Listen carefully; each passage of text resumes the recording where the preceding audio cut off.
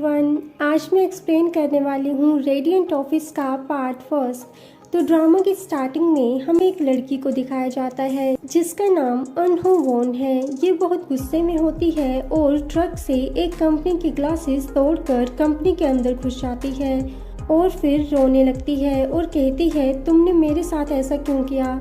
अब कुछ टाइम पहले का सीन दिखाया जाता है जहां ये बहुत खुश होकर कंपनी में इंटरव्यू के लिए आई होती है, पर काफ़ी देर से इससे कोई क्वेश्चन नहीं पूछता। तो हो वॉन इस ड्रामा के मेन लीड सोबो जिन को देखते हुए सोचती है एक बार बस ये मेरा नाम ले ले तो मैं इसे इम्प्रेस करने की पूरी कोशिश करूंगी।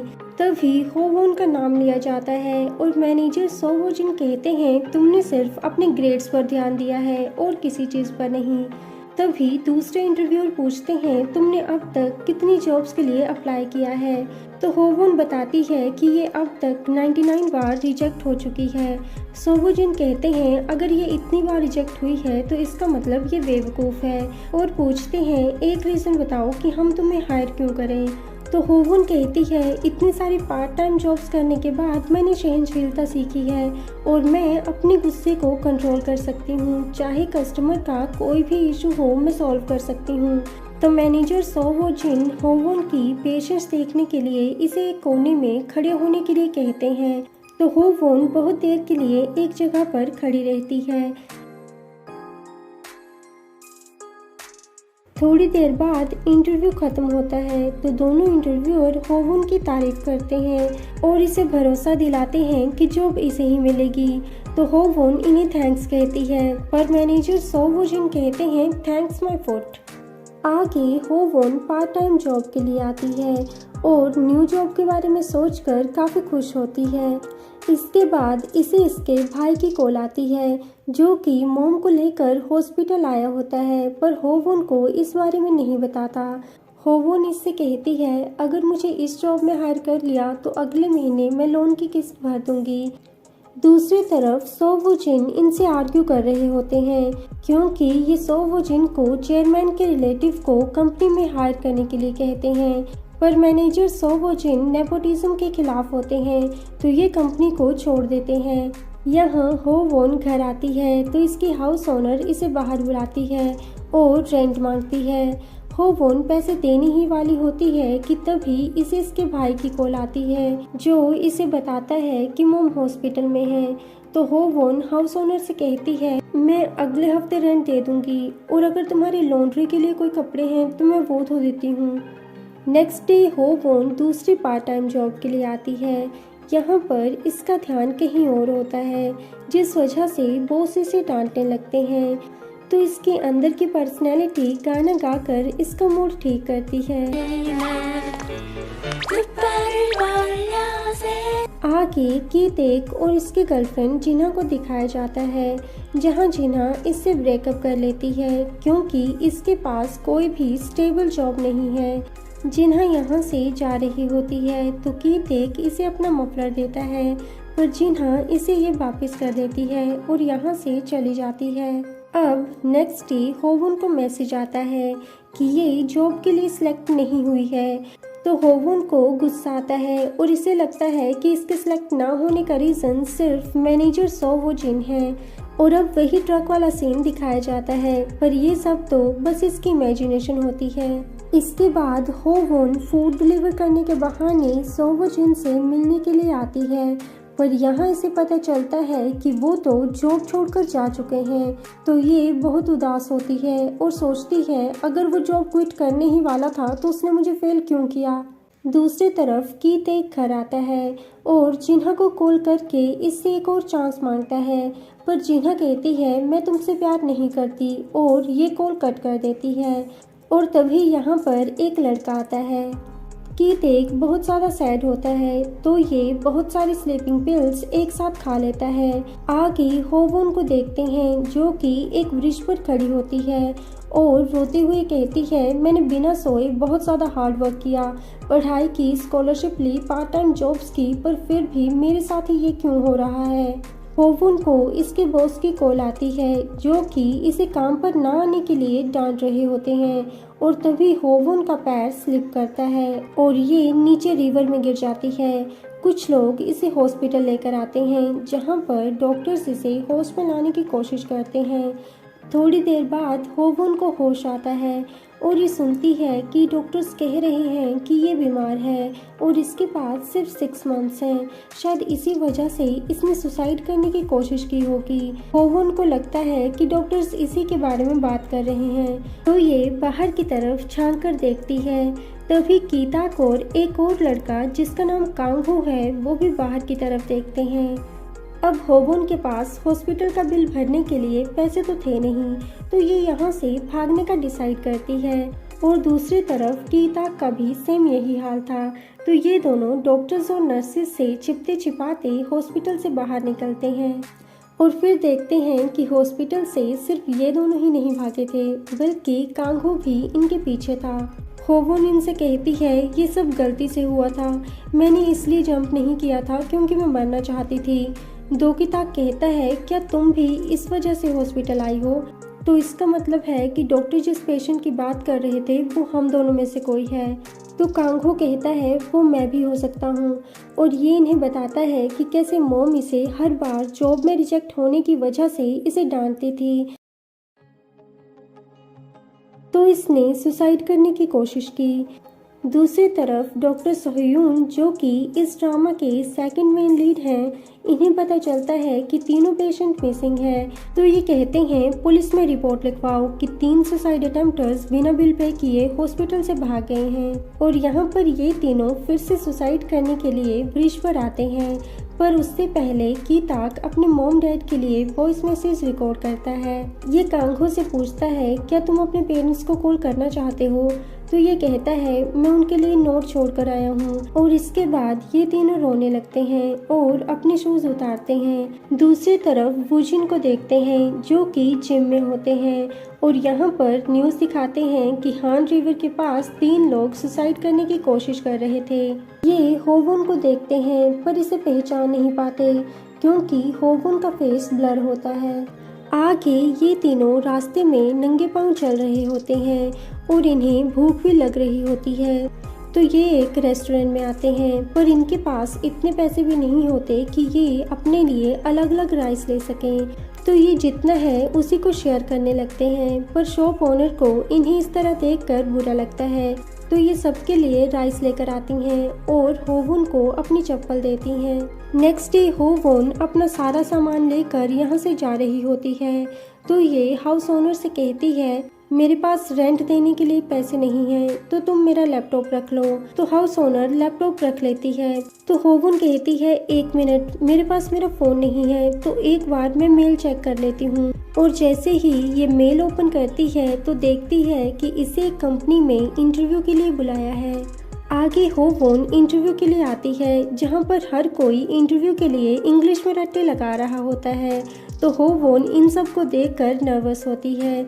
तभी इसे यहाँ पर कांगहो दिखता है और ये होवुन को बताता है जो लोग इंटरव्यू दे चुके हैं वो बता रहे थे कि इंटरव्यूअर बहुत ज़्यादा प्रेशर डाल रहा है और बहुत क्रिटिसाइज कर रहा है। तो होवुन इससे इंटरव्यूअर का नाम पूछती है, तो ये कहता है सो वो जिन, और तभी सो वो जिन यहाँ से गुजरते हैं। आगे सभी कैंडिडेट्स इंटरव्यू के लिए अपनी टर्न का वेट करते हैं। तभी एक कैंडिडेट दूसरे कैंडिडेट को शूट करता है और देखते ही देखते ऑफिस रन के मैदान में चेंज हो जाता है, और ऑब्वियसली ये होवुन की इमेजिनेशन थी। होवुन इंटरव्यू रूम में आती है और सोचती है 101 नंबर हमेशा सक्सेसफुल होता है, तो मुझे पूरा यकीन है कि मैं इस बार सक्सेसफुल ज़रूर होंगी। तभी मैनेजर वूजिन होवुन को फिर से यही कहते हैं कि तुम्हारे सिर्फ ग्रेड्स अच्छे हैं, तो होवुन कहती है एटलीस्ट मेरे ग्रेड्स तो अच्छे हैं, और फिर सोचती है ये मैंने क्या कह दिया, क्या वूजिन को मैं याद हूँ। इसके बाद मैनेजर वूजिन कांगहो से कहते हैं तुम एब्रॉड में पढ़े हो, तो तुमने हमारी कंपनी में अप्लाई क्यों किया। कांगहो नर्वस होता है, तो ये बहुत अटक अटक के आंसर्स देता है, और फिर वूजिन होवुन से कहते हैं तुमने कोई भी ट्रेनिंग या इंटर्नशिप नहीं की है, तो तुम्हें नहीं लगता कि तुमने कोई भी एफर्ट्स नहीं लगाए हैं। तो होवुन कहती है मुझे अपना स्टूडेंट लोन और रेंट खुद भरना पड़ता है, मैं यहाँ पर इसलिए हूँ क्योंकि मैं अपना लाइवलीहुड कमाना चाहती हूँ, तो ऐसे रेडिकुलस क्वेश्चन पूछना बंद करो कि हमने इस जॉब के लिए अप्लाई क्यों किया। अगर आपको ये लग रहा है कि हो वोन ये सब सिर्फ सोच रही है तो आप गलत हो, क्योंकि इसने ये सब सच में बोला होता है और इसे खुद बाद में होश आता है कि ये क्या कर रही है। तो मैनेजर वू जिन को हो वोन की इस हरकत पर हंसी आती है और ये कहते हैं, क्या ये तुम्हारी स्ट्रेंथ नहीं थी कि तुम अपने गुस्से को कंट्रोल कर सकती हो, जो कि तुमने अपनी पार्ट टाइम जॉब से सीखा था। तो हो वोन सोचती है इस इडियट को सब कुछ याद है और फिर कहती है, हाँ मैंने अभी तक 32 पार्ट टाइम जॉब्स की हैं जहाँ मैंने सीखा है कि जिसके पास पावर है वही ज़्यादा स्ट्रॉन्ग है। इसीलिए मैंने इस कंपनी में अप्लाई किया ताकि मुझे फुल टाइम जॉब मिल सके जहाँ पर मेरे पास भी पावर हो और जब कुछ गलत हो रहा हो तो मैं उसके लिए मना कर सकूं। और ये कहकर हो वोन रूम से बाहर जाती है और बहुत ज़्यादा रोती है। आगे जीना यहाँ पर कीतेक को देखती है जो कि इंटरव्यू के लिए आया होता है। तो ये पूछती है, तुम यहाँ पर क्या कर रहे हो, और कहती है, इंटरव्यू में ये मत कहना कि तुम्हारी गर्लफ्रेंड यहाँ काम करती है, और सच कहूँ तो मैं ये चाहती हूँ कि तुम यहाँ से चले जाओ। तो कीतेक कहता है, क्या तुम अपसेट हो क्योंकि मैं यहाँ पर इंटरव्यू के लिए आया। तो जीना कहती है, हाँ, और अगर तुम मुझे अभी भी प्यार करते हो तो यहाँ से चले जाओ। आगे ये तीनों यहाँ पर फिर से मिल जाते हैं। तो कीतेक हो वोन से पूछता है, तुम्हारा इंटरव्यू कैसा गया। तो कांगहो बताता है इसे यहाँ पर फिर से वही इंटरव्यूअर मिल गया। तो कीतेक कहता है, तुम इतनी उदास क्यों हो, चलो उससे रिवेंज लेते हैं। और तभी हो वोन को एक आइडिया आता है। ये ऑफिस के बाहर निकलते हैं तो डॉक्टर सोह्यून भी इन्हें देखते हैं। आगे ये तीनों फोन बूथ से रेस्टोरेंट्स में फ़ोन करते हैं। इसके बाद ऑफिस में फूड डिलीवर करने वाले आते हैं और ये कहते हैं, सो वो जिन ने ये मंगवाया है। तो ये कहते हैं, मैंने ये नहीं मंगवाया, पर फिर भी इन्हें बिल पे करना पड़ता है। और फिर ये अपने कैबिन में आकर सोचते हैं ये सब किसने ऑर्डर किया होगा। दूसरी तरफ हो वोन को देखते हैं जो कि अपने एप्लीकेशन फॉर्म्स चला रही होती है। इसके बाद ये हेयोरी से कहती है, तुमने नया फ़ोन लिया है ना, तो प्लीज़ मुझे अपना पुराना फ़ोन दे दो। तो हेयोरी इसे फ़ोन दे देती है। हो वोन फ़ोन ठीक करवाती है और तभी इसे कंपनी से कॉल आती है जो कि इससे कहते हैं कि जनरल मैनेजर को तुम्हारी एप्लीकेशन अच्छी लगी है और तुम्हें 3 महीने के लिए कॉन्ट्रैक्ट बेसिस पर रख लिया है। तो हो वोन खुश होती है और ये पार्ट टाइम जॉब के लिए आती है और सोचती है जनरल मैनेजर काफ़ी अच्छे इंसान होंगे। यहाँ पर एक आदमी चोरी करके जा रहा होता है तो ये उस पर चप्पल फेंकती है जो कि सीधे शॉप के ओनर को लगती है। होवोन यहाँ पर वूजिन को देखकर छिपने लगती है तो शॉप ओनर होवोन का नाम लेता है। तो वूजिन कहते हैं, आपकी पार्ट टाइमर आपके ऊपर चप्पल फेंककर अब छिप रही है, आपको नहीं लगता कि आपको उसे फायर कर देना चाहिए। नेक्स्ट डे होवन ऑफिस आती है और यहाँ अगेन ये तीनों मिल जाते हैं। तो होवन कहती है, मुझे समझ नहीं आ रहा कि ये हुआ कैसे। तो कीतेक कहता है, मैंने अपनी एप्लीकेशन में लिखा था कि मैंने इस कंपनी के फर्नीचर वेयर हाउस में पार्ट टाइम जॉब की है, तो शायद मुझे इस वजह से हायर किया है। होवन कांगहो से कहती है, तुम्हारे पास हाई क्वालिफिकेशंस हैं, पर मुझे समझ नहीं आ रहा कि इन्होंने मुझे हायर क्यों किया। तभी यहाँ पर जिन्हा आती है जो कि कीतेक को देखकर बिल्कुल भी खुश नहीं होती। आगे कंपनी के जनरल मैनेजर और डॉक्टर सोह्यून को देखते हैं और यहाँ पर हमें पता चलता है कि डॉक्टर सोह्यून इस कंपनी के चेयरमैन के बेटे हैं और इन्होंने ही उन तीनों को कंपनी में हायर करवाया है। इसके बाद जनरल मैनेजर इन तीनों से मिलते हैं और इनसे बहुत अच्छे से बात करते हैं क्योंकि इन्हें लगता है कि ये तीनों डॉक्टर सोह्यून से रिलेटेड हैं। ये इन्हें बताते हैं कि कीतेक और कांगहो इनकी टीम में होंगे और होवोन मार्केटिंग टीम में। तभी मैनेजर सोवुजिन यहाँ आते हैं और कहते हैं होवोन सेल्स टीम में काम करेगी। तो जनरल मैनेजर कहते हैं, मुझे लगता है सेल्स टीम में लड़के ज़्यादा अच्छे से काम करेंगे। तो मैनेजर वूजिन कहते हैं, आप जेंडर डिस्क्रिमिनेशन कर रहे हैं। अब मैनेजर वूजिन के साथ तो होवन भी काम नहीं करना चाहती थी, तो ये कहती है, मैं सेल्स टीम में काम करना चाहती हूँ। आगे वूजिन जनरल मैनेजर से पूछते हैं, आपने उन लोगों को हायर क्यों किया। तो ये कहते हैं, ये कैसा सवाल है, मुझे उनकी ज़रूरत थी। तो वूजिन कहते हैं, ठीक है, तो फिर होवोन आपकी टीम में होगी और कांगहो और कीतेक मेरी टीम में। आगे ये तीनों ऑफिस के एम्प्लॉयज़ की लिस्ट देख रहे होते हैं। तो होवोन जिन्हा का नाम लेती है। कांगहो कहता है, वो थोड़ी सी स्ट्रिक्ट लगती है। तो कीतेक कहता है, वो प्रिटी है। कांगहो कहता है, क्या तुम्हारा टेस्ट लड़कियों में इतना अजीब है। तभी यहाँ पर चीफ डायरेक्टर की सेक्रेटरी आती है और ये इन्हें हर एम्प्लॉय के बारे में बताने लगती है। इसके बाद मिस चो मिस्टर ली को इन तीनों को स्टोर में ले जाने के लिए कहती हैं। ये सब स्टोर पहुंचते हैं तो मिस्टर ली स्टोर के अंदर जाते हैं, पर थोड़ी देर में भागते हुए बाहर आते हैं और कीते को जल्दी से गाड़ी चलाने के लिए कहते हैं। ये इनसे पूछते हैं क्या हुआ, तो ये बताते हैं कि एक लेडी ने किंग साइज बेड लिया था, पर उसने उस बेड के लिए कस्टम मेड बेडिंग खरीदी और अब वो हमें कंप्लेंट कर रही है कि हमने उसे स्मॉल बेड दिया है। तो होवन कहती है क्या हम उन्हें रिफंड नहीं कर सकते हैं, तो ये कहते हैं हम उसका 1 महीने पहले खरीदा हुआ बेड कैसे वापस ले सकते हैं। इसके बाद ये सब ऑफिस आते हैं तो इन्हें पता चलता है कि वो लेडी ऑफिस आई हुई है। तो होवन कहती है मैं उन्हें संभालूंगी, पर अगर मैंने ऐसा कर दिया तो क्या मैं सेल्स टीम में काम कर सकती हूँ। तो ये होवन को समझाते हैं कि हमें मैनुअल को फॉलो करना है कि बेड एक्सचेंज या रिफंड नहीं हो सकता, और ये रूम के अंदर एंटर करते हैं तो ये लेडी इन्हें पीटने लगती है। होवन इन्हें रोकती है और कहती है मैं इस कंपनी में टेम्परेरी एम्प्लॉय हूँ और मुझे ये जॉब 100 बार फेल होने के बाद मिली है, और अगर आप इस कंप्लेंट को वापस नहीं लेंगे तो मुझसे ये जॉब भी छिन जाएगी। तो ये लेडी इमोशनल हो जाती है और कहती है मेरी लाइफ भी तुम्हारी लाइफ की तरह है, मुझे भी 100 लड़कों को ब्लाइंड डेट करने के बाद एक लड़का मिला था, पर उसने भी मुझे एक अमीर लड़की के लिए छोड़ दिया। और दूसरी तरफ बाहर ये सोच रहे होते हैं कि अंदर क्या चल रहा है। तो मैनेजर वू जिन मिस्टर ली को अंदर जाने के लिए कहते हैं। तभी ये लेडी बाहर आती है और कहती है मैं अपनी कंप्लेंट वापस ले रही हूँ। तो हो वोन मिस चो से कहती है क्या अब मैं सेल्स टीम में जा सकती हूँ। आगे सेक्रेटरी होवन को बताती है कि तुम तीनों टेम्पररी एम्प्लॉय में से किसी एक को 3 महीने बाद परमानेंट कर दिया जाएगा।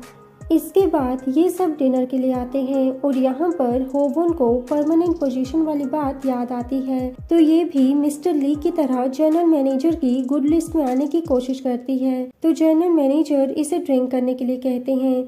कुछ देर बाद ये सब डिनर करके बाहर आते हैं तो ये देखते हैं कि जनरल मैनेजर रिश्वत ले रहे हैं। आगे ये सब क्लब में आते हैं तो जनरल मैनेजर होवन को ड्रिंक करने के लिए कहते हैं।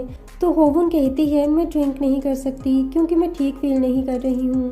तो जनरल मैनेजर कहते हैं अगर तुम्हें अपना कैरियर बनाना है तो तुम्हें ज़्यादा ड्रिंक करना होगा, वैसे भी तुम टेम्पररी एम्प्लॉय हो। तो होवन ड्रिंक कर लेती है पर मिस चो इसे और ड्रिंक करने से रोकती हैं।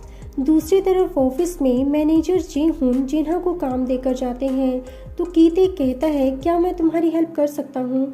जिना कहती है तुम अभी न्यू हो और तुम इस बारे में कुछ नहीं जानते। कीते कहता है क्या हम फिर से साथ हो सकते हैं। तो जिन्हा कहती है अगर मुझे ऐसा करना होता तो मैं पहले ब्रेकअप ही नहीं करती, और ये कहकर यहाँ से चली जाती है। तभी कीते को कांगू की कॉल आती है। तो कांगू इससे कहता है होवन अपने आप को ट्रबल में डाल रही है, वो बहुत ज़्यादा ड्रिंक कर रही है, और कहता है हमें होवन को बता देना चाहिए कि हमारी रिपोर्ट्स बिल्कुल ठीक आई हैं और हम दोनों टर्मिनली इल नहीं हैं। इसका मतलब है उस दिन डॉक्टर होवन के बारे में बात कर रहे थे, और होवन भी कांगो की बातें सुन लेती है। तो ये ऑफिस आती है और अपना रेजिग्नेशन लेटर लिखती है, और तभी यहाँ पर मैनेजर वूजिन आते हैं। फ्रेंड्स, अगर आपको मेरी एक्सप्लेनेशन अच्छी लगती है तो प्लीज़ वीडियो को लाइक, शेयर, कमेंट और चैनल को सब्सक्राइब भी कर लीजिएगा। Thanks for watching and take care. सारंग्यो।